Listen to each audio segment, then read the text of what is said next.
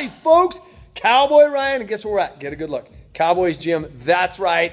Here we are with Misty, and I couldn't be more excited because 4 weeks, okay? 12, no, not even 12 workouts. How many 11. workouts? 11 workouts, 1-to-1.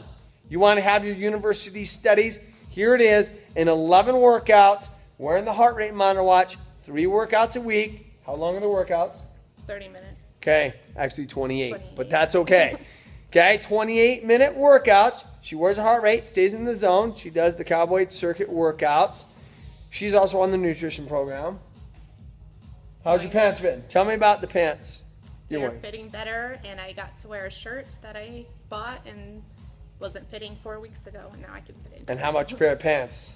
A pair of pants I haven't been able to fit into for like 6 months, and I fit into them last week. 6 months, folks. 6 months, 11 workouts, and I'm telling you right now, get ready for a total of, just off her midsection, okay? Everybody wants off of their stomach.